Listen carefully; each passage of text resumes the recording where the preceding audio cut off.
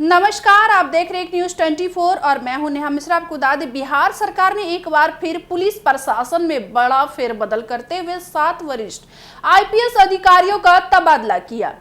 विधानसभा चुनाव की आहट और राज्य में बढ़ते राजनीतिक तनाव के बीच यह प्रशासनिक निर्णय खास महत्वपूर्ण माना जा रहा है। आपको बता दें, गृह विभाग ने सोमवार को इस संबंध में एक अधिसूचना जारी की, जिसमें पुलिस महकमे की कई प्रमुख पदों पर नए अधिकारियों की तैनाती की गई है। इस फेरबदल का असर सीधे तौर पर राज्य की कानून व्यवस्था और प्रशासनिक गतिविधियों पर पड़ सकता है। आपको बता दें, गृह विभाग की अधिसूचना के अनुसार जिन 7 आईपीएस अधिकारियों का स्थानांतरण किया गया है, उसमें पुलिस महानिरीक्षण आईजी स्तर से लेकर पुलिस अधीक्षक एसपी स्तर के अधिकारी शामिल हैं। यह फेरबदल राज्य के भीतर प्रशासनिक दक्षता की ओर मजबूत करने तथा कुछ इलाकों में नए नेतृत्व के जरिए सुधार की मंशा को दर्शाता है। आपको बता दें, जाने किस अधिकारी को कौन सी नई जिम्मेदारी सौंपी गई है। राकेश राठी को विशेष शाखा इंटेलिजेंस विंग का आईजी बनाया गया है। यह विभाग राज्य की सुरक्षा व्यवस्था से सीधे जुड़ा होता है, जहां खुफिया सूचनाएं एकत्र की जाती है और सुरक्षा एजेंसियों के साथ साझा की जाती है। राठी इससे पहले अन्य प्रशासनिक जिम्मेदारियों को निभा चुके हैं और अब उनकी नियुक्ति से उम्मीद की जा रही है कि राज्य की खुफिया व्यवस्था और अधिक मजबूत होगी।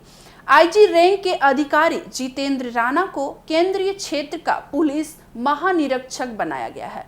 वे इससे पहले पदस्थापन की परीक्षा में थे। अब उन्हें एक बेहद संवेदनशील और व्यस्त क्षेत्र की कमान सौंपी गई है। केंद्रीय क्षेत्र में पटना समेत कई महत्वपूर्ण जिले आते हैं, जहां कानून व्यवस्था बनाए रखना चुनौतीपूर्ण होता है।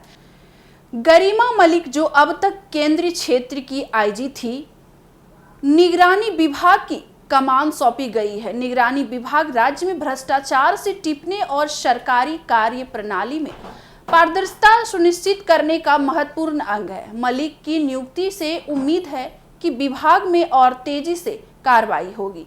आपको बता दें, वर्तमान में निगरानी विभाग की आईजीएस प्रेमलता को तकनीकी सेवाओं का पुलिस महानिरीक्षक नियुक्ति किया गया है।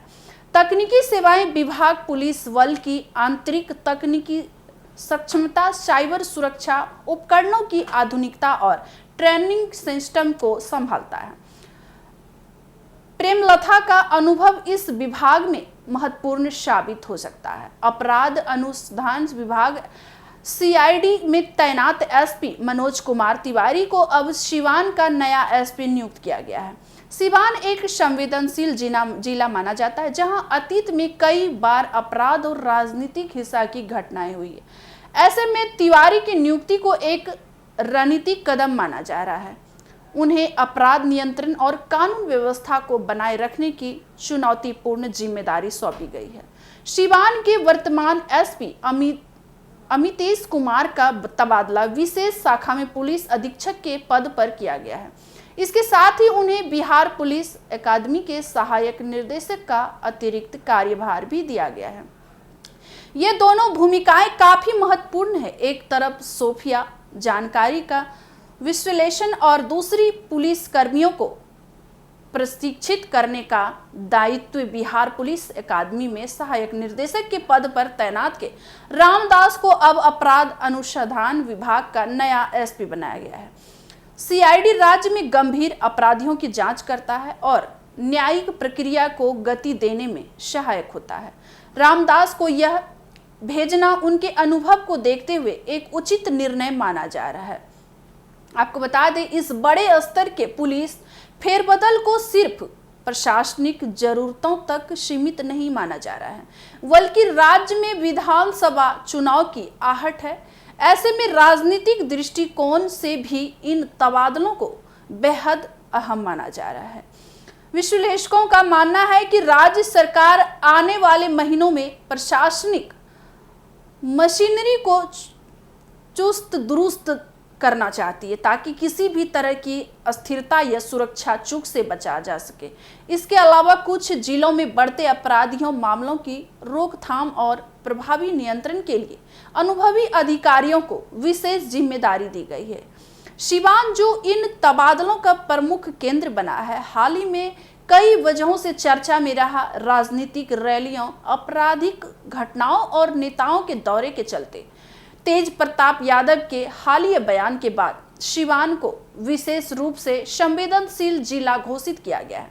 आपको बता दें, ऐसे में वहां एक अनुभवी और तेज तर्रार अफसर की तैनाती का उद्देश्य कानून व्यवस्था को और मजबूत करना है।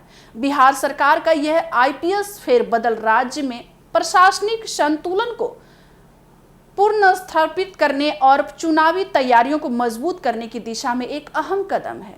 7 अधिकारियों की तैनाती नए दायित्वों के साथ ये संदेश देती है कि सरकार राज्य की कानून व्यवस्था को लेकर गंभीर है और सुरक्षा व पारदर्शिता को लेकर कोई समझौता नहीं करना चाहते।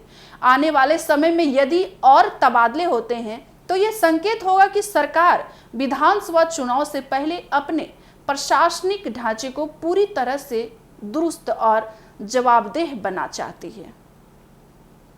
ऐसे अपडेट्स के लिए बने रहिए हमारे एक न्यूज़ 24 पर। दीजिएगा इजाजत। धन्यवाद।